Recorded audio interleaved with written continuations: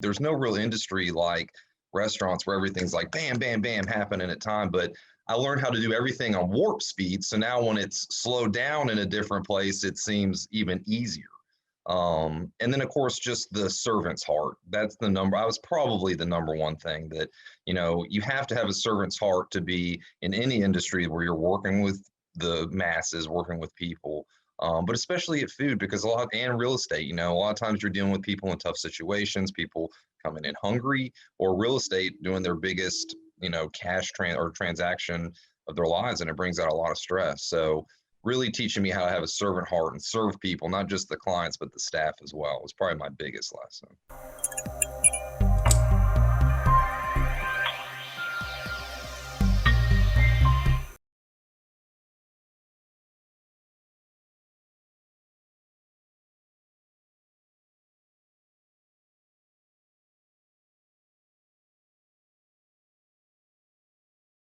This party started. All right, All right. let's do this thing. Welcome to Hospitality Chats, where we talk to amazing people who are in and around the hospitality industry, either in the past, in the present, or looking forward to it in the future. So, my guy, introduce yourself to the people. Tell us who you are and what you do now. Stephen Lee. I know Tasha from my restaurant days at Ted's Montana Grill. And right now I run a real estate team called the Lee Hill Group out of Berkshire Hathaway. Cool. How's real estate been treating you? This year it has been bananas. I'm sure everybody knows, whether you bought a house or not, just looking and talking to your friends, how crazy it is. I mean, all the houses I put on the market are getting 5, 10, 15 offers. We're selling $50,000, $60,000 over the list price, and they're selling in like a day. So this year's been bananas. Before that, it was kind of a normal market, but still very busy. I was a part of two really, really big teams when I first got into the business. So that kept me super busy. Got a ton of experience, closed a lot of transactions, and then figured out how to do it for myself. Okay. That's what's up. So I'm curious of how we kind of made that transition into real estate. So if you could just take me back, and I don't even know if I know the story about you, but how did you end up in the hospitality industry? Like, what did that look like? So that was actually my first job ever. When I was 15, I got a job at Chick-fil-A, me and all my friends. We had a blast. I worked the drive-through, and every time a cute girl came by, I'd put my name and number on a napkin and put it in the bag. Never got a phone call back ever. But that kind of, for me, it just kind of sparked an interest. I'd always obviously loved food. And I loved the fast pace of it. And I loved working with people. So after Chick-fil-A, then I moved into washing dishes at a local bar and started bar backing and washing dishes, and then would cook late night. Then moved to a place called American Cafe, which I don't even know if those are around anymore, and worked as a line cook there. And then really realized that my passion was more towards the front of the house because I loved being with the people. And then moved up to there to a bartender, server, worked at Rays on the River for a while as like their head bartender and did a little bit of management stuff. But it wasn't until I got to PF Chang's that when I was about 30 that I was like, okay, it's time for this to get serious. So I moved into management there, worked at several of their locations, then was at Ted's for a while. Worked at about 4 or 5 of their locations, helped open the Avalon store. And then I got I got a job offer to go and run a restaurant down at the Woodruff Arts Center called 1280. It's like a fine dining restaurant that's basically attached to the Atlanta Symphony Orchestra. That's where everybody would come and eat dinner before they went to go see the orchestra, or after they went to go see all the paintings and everything. And so I was there for about a year and a half, but been about 18 years in the business. Wow, right. And what I remember about you when you used to come in at Ted's, you were on point, man. It was like, yo, let me get my fire card, everything ready to rock. We got people in position, boom, boom, boom. Like you were a machine. I loved it. I enjoyed working with you. I've worked with other people. It's like they come in, let me grab something to eat. Let me kind of like hang out, say hey. I mean, that's cute, but we got to handle business as well. So being in the hospitality environment and progressing as you did, what are some of the like top 2 or 3 lessons you feel like you gained from those experiences? For sure, what you just mentioned, the preparedness is probably the number one thing. I quickly learned from obviously experience and the people around me that if I didn't show up to my shifts at the beginning and put that front end work on getting everything ready, then the rest of the night was going to be miserable, not just for me, but for the guest and for the staff as well. So knowing that when you everything needs to be prepared, you need to be thinking about what could possibly go wrong and how that would cover it. So almost being over prepared, so preparing for the worst, and then if the worst happens, you're prepared. If not, then the rest of the shift is smooth sailing. um, Another thing is just the speed of everything. Now, I've had to slow that down a lot in real estate because, there's no real industry like restaurants where everything's like bam, bam, bam happening at time. But I learned how to do everything on warp speed. So now when it's slowed down in a different place, it seems even easier. And then, of course, just the servant's heart. That's the number. I was probably the number one thing that, you have to have a servant's heart to be in any industry where you're working with the masses, working with people, but especially at food, because and real estate, a lot of times you're dealing with people in tough situations, people coming in hungry, or real estate doing their biggest, or transaction of their lives, and it brings out a lot of stress. So really teaching me how to have a servant heart and serve people, not just the clients, but the staff as well, was probably my biggest lesson. Mhm. I can appreciate that, definitely. So why the transition? I mean, you obviously had the skills and the connections if you wanted to stay in hospitality. So what made you say, you know what? I think I'm going to try something different now. For me, it was I had accomplished everything I wanted to accomplish. When I first started, my goal was to become a GM. That was all I wanted to do.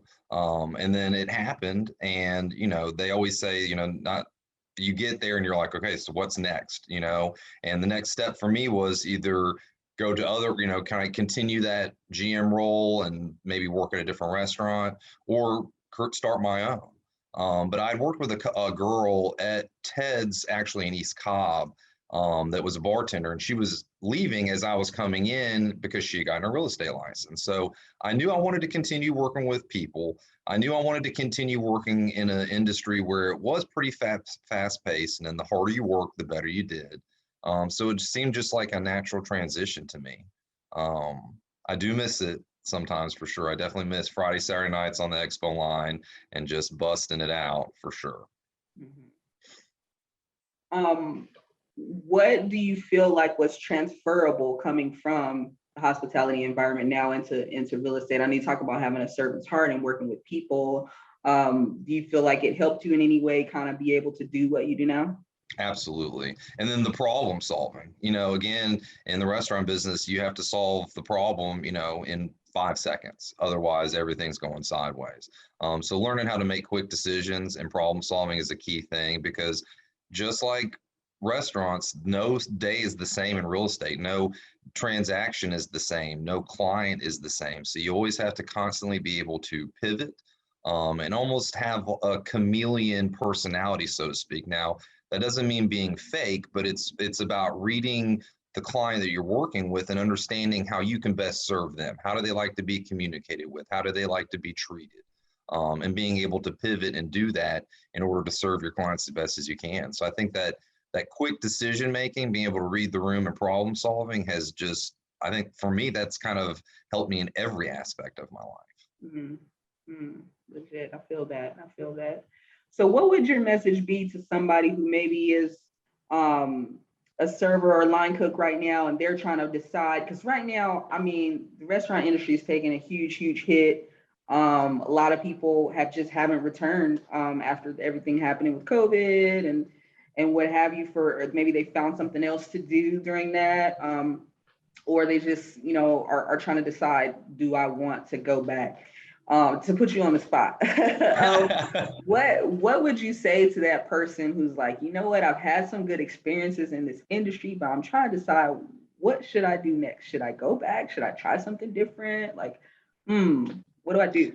That's a tough question. I mean, I think it again goes back to what your passions are. I mean, the restaurant industry, you have to be a very special person to stay in that industry long term.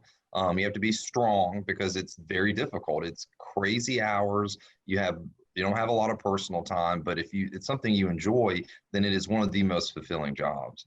But again, I think that those characteristics of people that are successful in restaurants are so transferable into real estate, into teaching, into all that stuff, that I just feel like it's a springboard for everything. But the way I always do things is, if I think there's an area or an industry or something I want to learn, then I go and find people that are already doing it, people that are successful at it already, and just meet with them. Hey, tell me a little bit about what your day is like. What is this industry like?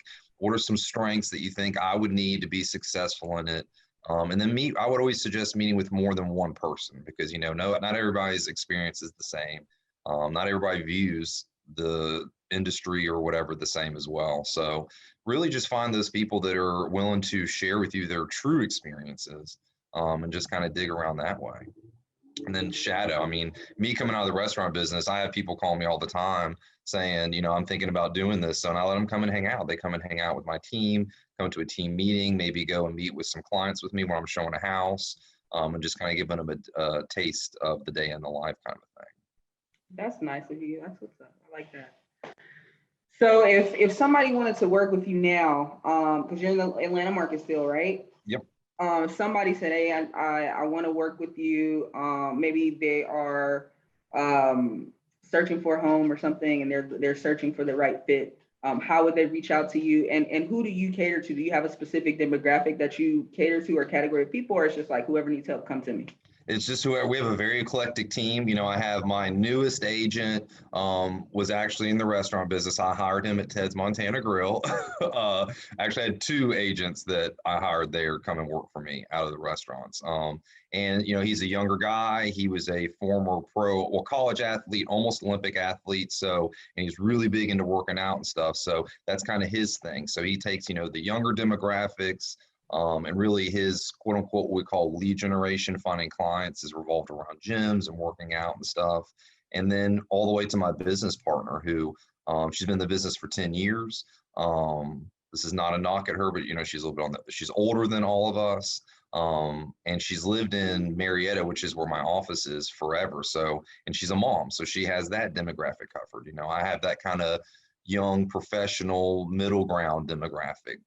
But no, we love helping anybody and everybody. We'll go wherever. I mean, I've closed transactions in downtown Atlanta all the way up to like White, Georgia, to Douglasville. And the easiest way is just to go on our website or just call me directly. I personally, as being the CEO, don't take on many clients myself. But the way I do it is I like to meet with the client first, get a feel for their personality, and then I pair them with one of my agents that I think will be able to serve them the best. Got you. Man, I'm so happy to reconnect with you. That's all I know. I really have. It's good to see you. When you reach out on IG, I'm like, oh, what's up? Let's do it. Hospitality chats, let's go. I love supporting the small business stuff. What you're doing is so great. It's just informative, and there's not a lot of people talking about the stuff that you're talking about, and it's so important that, people understand how serious that business really is and everything that really goes into it. So I love what you're doing. I really do. I appreciate that, man. We're gonna keep it pushing. And what's your website if people want to reach out to you?